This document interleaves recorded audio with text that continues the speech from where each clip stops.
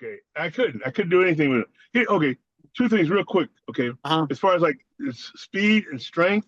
Okay, Jesse could do things in sticking. Like I said, I couldn't touch Ed, Jesse, or Jim, and I haven't stuck hands with Leroy because Leroy doesn't really stick anymore, stuff like that. But I know it'd be the same thing with him. I couldn't touch any of those guys unless they let me, ever. Wow. Even when Jesse was dying of cancer, unless he let you, you weren't going to touch him. All right. Now, I'm saying me, and the people, Fernando would say the same thing. Now, Wolfgang is a different animal entirely.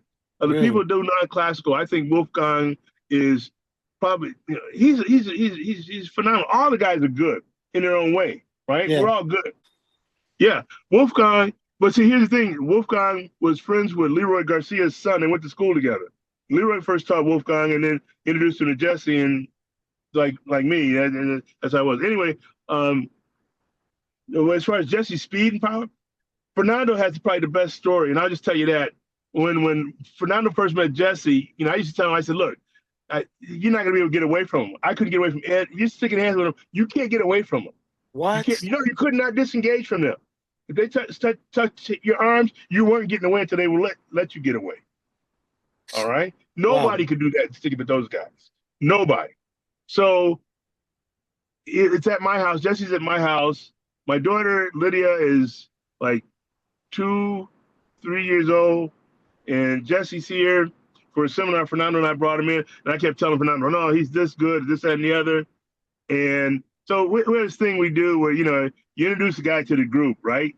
It's not. It's like a rite of passage, so to speak, but it's not official. So we're in my garage, and so I said I'm gonna take Lydia and put her to bed, and I knew what was gonna happen. And I left Jesse and Fernando in the garage because Jesse did that to me when I was with Herb. He says, "Okay, let's see what you got." So I closed the garage door, and all of a sudden I hear boom, boom, boom, boom, boom, boom, boom, boom, and I just opened the door. I was standing on the other side of the door. I said, "Well, you're in now. Welcome to the family, right?" And so Jesse excused himself to go to the bathroom and get something out of the bedroom, right? And he goes, "Pops, you undersold him. You undersold him." He said he hit me with a back fist so hard, so fast, so fast. He said I saw he had wire frames. He said, and he had those expandable lens hinges. Uh-huh. He said, my lenses touched my eye. I didn't have time to close my eye. I see his fist, but I didn't see his fist hit it. I see my lens touch my eye, and that's how I knew he was there. And I saw his hand coming back. That's how fast he was. I didn't see it hit me, but the lens hit my eye. I knew he was there, but I saw his hand coming back. It's crazy. Wow. He had a monotone voice. He talked like, "Yeah, my name is Jesse Glover." Very monotone. But he backed up his stuff because when he hit you, it was like getting hit by Bruce Lee. When I was training with him, he had the glove that was a back catcher's glove that Bruce Lee had put gauze and all kinds of cotton in there to flatten it out and make it into a punching glove.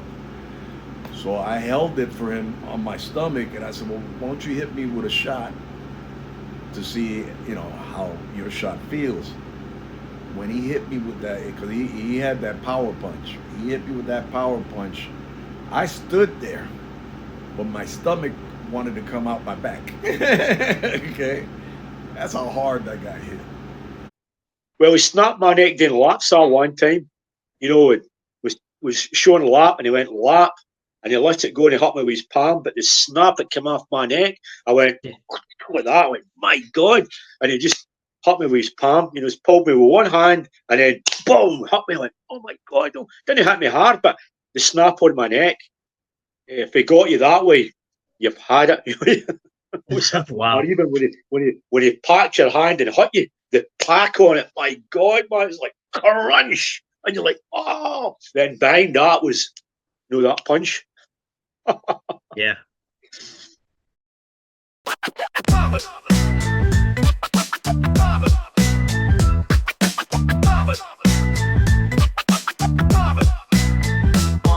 First student of the dragon, no myth, no fable.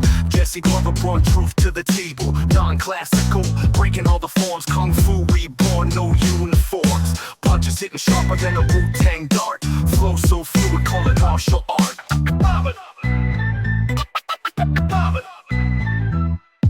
Jesse Glover, moves so clever, breaking down limits, bound by never. Non-classical, unstoppable groove. Adapt, evolve, always improve.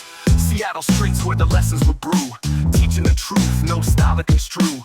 Bruce Lee's brother, philosophy in sync. No chains on the mind, no time to overthink. Quick with the hands, quicker with the wit. Technique so clean, they barely need to hit. It's the way of no way, the style of no style. Jesse kept it raw, unorthodox, wild. Flow like water, crash or glide. Non-classical roots where legends collide. Jesse Glover, moves so clever, breaking down limits. Jesse to Northern Ireland when he was across here, because I had a group training in Ireland, and we went across and he was doing sticking and all the stuff, you know, we were doing eye jabs. So he asked the guys if they had goggles, and he says, put the goggles on. So I put the goggles on, you know, and I remember just kind of more or less, I think I was standing like this for here. He says, just put your hand up like that, you know, and he come underneath it like that with his eye jab and pushed that to the side.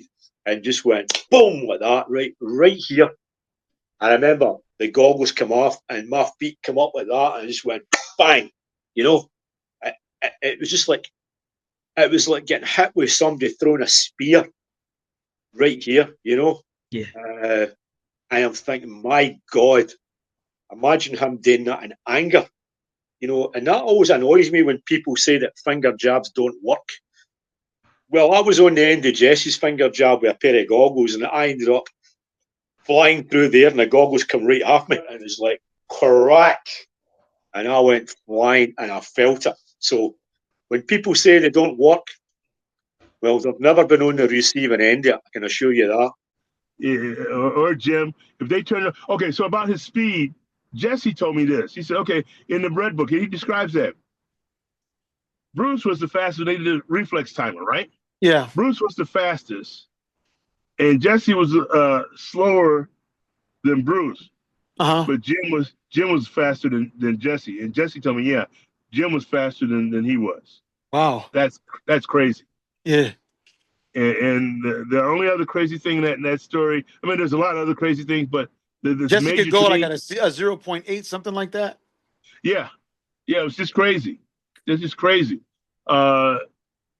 Those guys, Jesse, Jim, and Leroy, when Bruce moved to Hong Kong, those were the only people, and they had long since had not broken from Bruce, but they were doing their own thing. They ran to school together, right?